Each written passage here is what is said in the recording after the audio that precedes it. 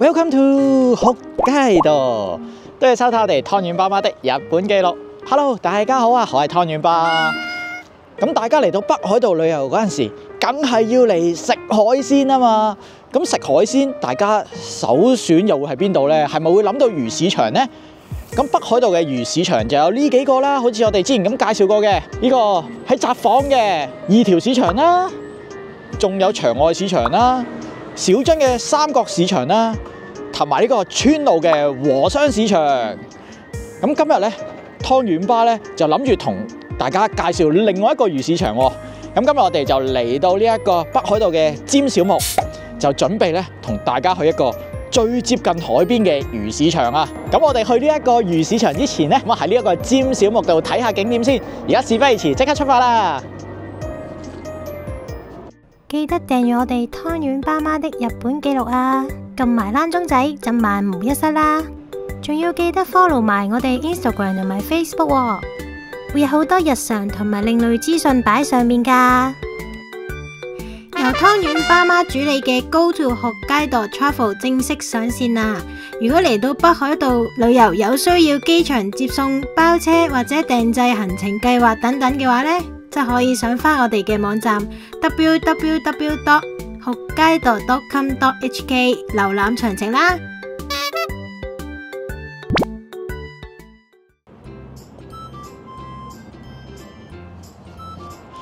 好快就已經嚟到我哋嘅第一個目的地，就係呢個烏多拉湖啊！即刻同大家入去睇有啲咩睇先。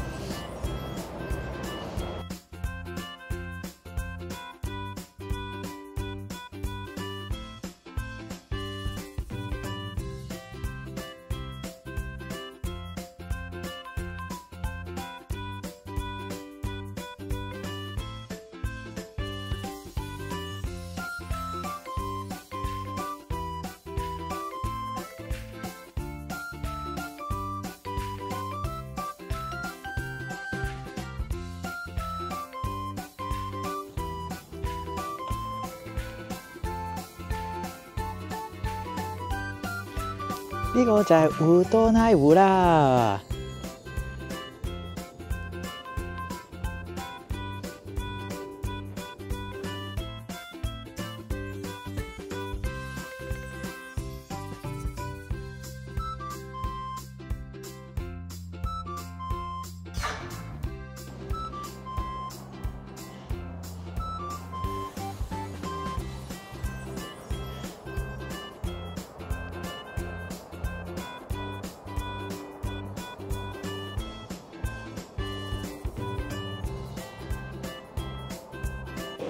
咁呢一個道之澤嘅烏多拉湖咧，其實咧最出名係啲咩？除咗有湖景睇之外咧，就係佢哋非常之多嘅野鳥啊！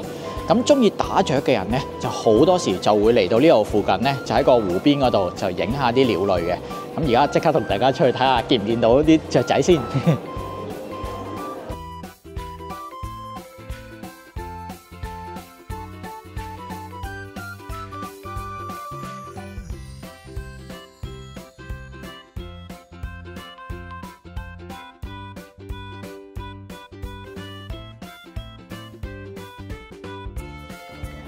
原來呢度仲有個野生鳥獸保護 centre 嘅，即刻同大家入去睇下先。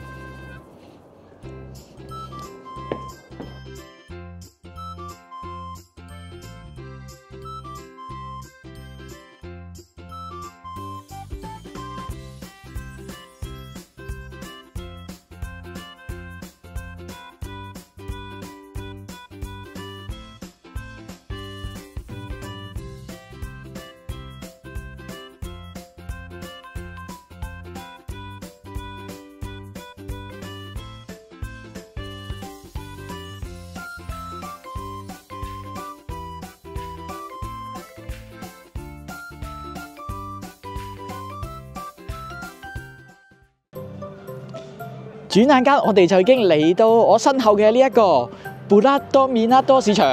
咁我哋簡稱佢做呢一個尖小木嘅布拉多魚市場啦。咁我身後嘅呢個魚市場呢，咁當然就有好多唔同嘅地方可以食到海鮮檔啊，或者係食刺身啦。不過咧，我哋今日咧就唔喺呢一個市場嗰度食飯喎，就去我身後嘅呢一個喺普拉多魚市場對面嘅魚金食堂啊！咁而家就即刻同大家去食翻個 lunch 先。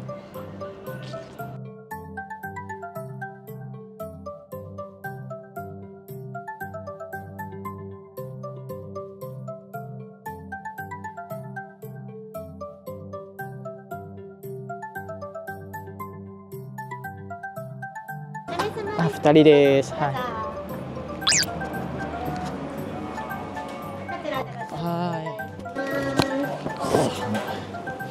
好，我哋而家入咗嚟啦。咁呢一度咧就係入嚟坐低之前咧，就用個 pen 攞嚟落咗單先嘅。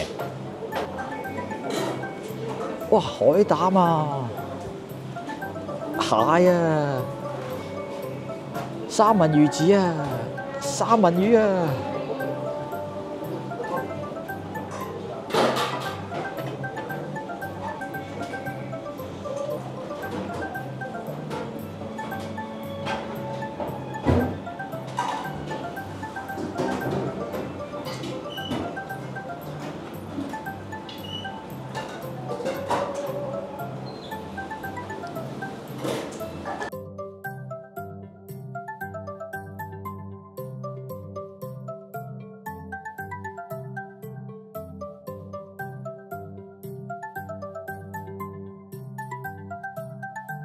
尖小目咧，其實最出名就係食北寄貝嘅。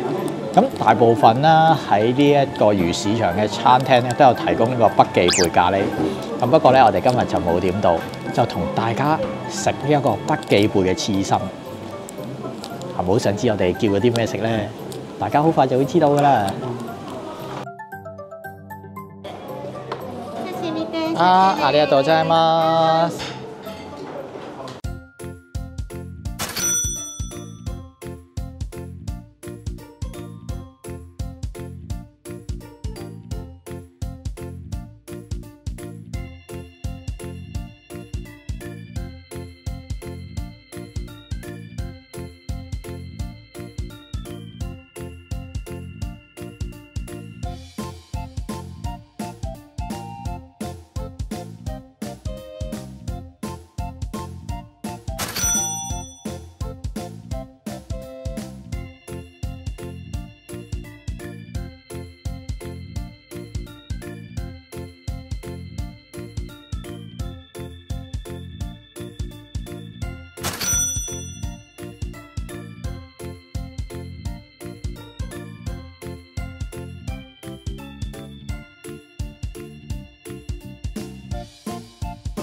哇，非常之豐盛啊！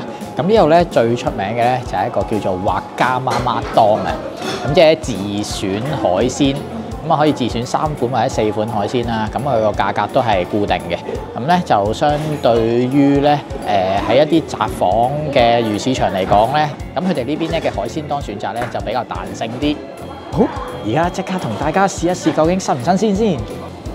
哇！我叫呢一個咧刺身定食咧，唔使2000嘅。有1、2、3、4、5、6、7，哇！有7種唔同嘅刺身喺裏邊喎。咁啊，梗係同大家試一試呢度尖小目最出名嘅北寄貝先啦。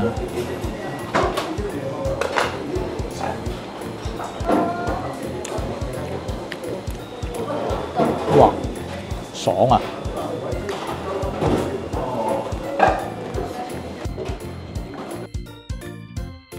好。喺湯魚媽嗰度偷少少海膽嚟試一試先。啲色澤咧雖然就麻麻地，但我覺得鮮味都 OK 喎，完全唔腥喎。估唔到啊，好味！